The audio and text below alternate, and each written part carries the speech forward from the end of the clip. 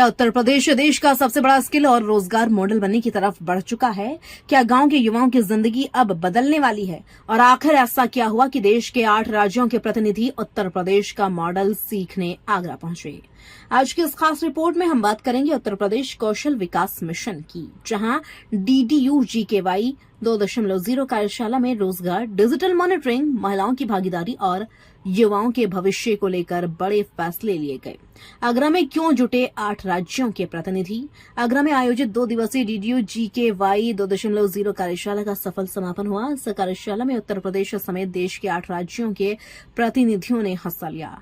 कार्यशाला का मुख्य उद्देश्य था DDU-GKY 1.0 की उपलब्धियों की समीक्षा, चुनौतियों पर चर्चा और 2.0 के लिए नई रणनीति तैयार करना।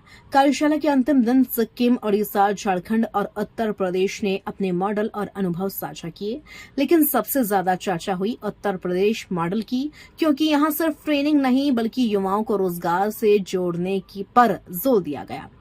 2.62 लाख युवाओं को ट्रेनिंग, 2 लाख को रोजगार। अब जरा ये आंकड़े देखिए।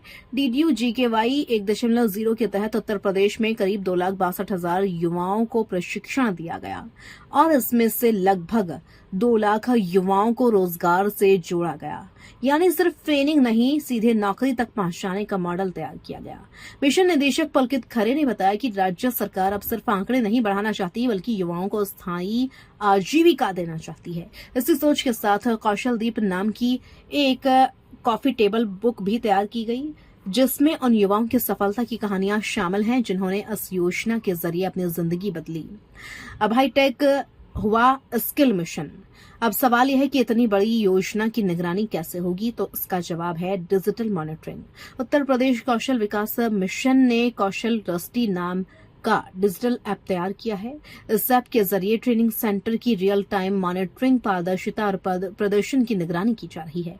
इतना ही नहीं, ब्लॉक स्तर पर रोजगार मेलों का आयोजन किया जा रहा है ताकि गांव के युवाओं को सीधे कंपनियों से जोड़ा जा सके।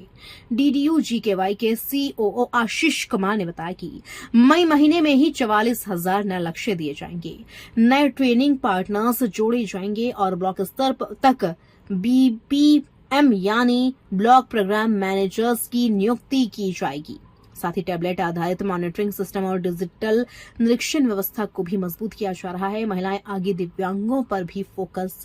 इस योजना की एक और खास बात है महिलाओं की बढ़ती भागीदारी। सरकारी आंकड़ों के मुताबिक टॉप 5 ट्रेडर्स में महिला प्रशिक्षुओं का प्लेसमेंट पुरुषों से ज्यादा रहा। यानी गांव की बेटियां अब सिर्फ प्रशिक्षण नहीं ले रही बल्कि रोजगार में भी आगे निकल रही हैं। इसके साथ ही दिव्यांगजनों पर भी विशेष ध्यान दिया जा रहा है। DDU-GKY 1.0 में दिव्यांगजनों का नामांकन केवल 0.1% था, लेकिन 2.0 में इसे बढ़ाकर 2% तक पहुंचा दिया गया है और लक्ष्य है इसे 5% तक ले जाना। इसके लिए विशेष नामांकन अभियान और लगातार मॉनिटरिंग की जा रही है। क्या बोले केंद्र सरकार के अधिकारी? कार्यशाला की अध्यक्षता कर रहे ग्रामीण विकास मंत्रालय के अतिरिक्त सचिव पंकज यादव ने साफ कहा, सिर्फ ट्रेनिंग देना काफी नहीं है, युवाओं को रोजगार और स्वरोजगार से जोड़ना ही असली लक्ष्य है। सही ट्रेडर्स का चयन, मजबूत मॉनिटरिंग और बेहतर मोबिलाइजेशन की सफलता की कुंजी है। उन्होंने राज्यों से IT टूल्स, पोर्टल और मोबाइल ऐप्स का ज्यादा इस्तेमाल करने की अपील की ताकि योजनाओं की निगरानी बेहतर हो सके। साथ ही PSC बैठकों को नियमित करने और जरूरत पड़ने पर सर्कुलेशन मोड में फैसले लेने की सलाह भी दी। क्या यूपी मॉडल बनेगा पूरे देश का रोल मॉडल? अब सबसे बड़ा सवाल, क्या उत्तर प्रदेश का यह मॉडल पूरे देश के लिए उदाहरण बनने जा रहा है? जिस तरह डिजिटल मॉनिटरिंग, रोजगार लिंकिंग, महिलाओं की भागीदारी और गांव स्तर तक स्किल डेवलपमेंट पर काम हो रहा है, उससे साफ है कि सरकार अब सिर्फ ट्रेनिंग नहीं बल्कि रोजगार आधारित स्किल इकोनॉमी तैयार करने की दिशा में काम कर रही है। और शायद यही वजह है कि उत्तर प्रदेश मॉडल की राष्ट्रीय स्तर पर सराहना हो रही है। फिलहाल देखना होगा कि DDU-GKY 2.0 आने वाले समय में कितने युवाओं की जिंदगी बदल पाता है। आप क्या सोचते हैं? क्या स्किल डेवलपमेंट ही बेरोजगारी का सबसे बड़ा समाधान बन सकता है? अपनी राय हमें कमेंट बॉक्स में जरूर बताएं।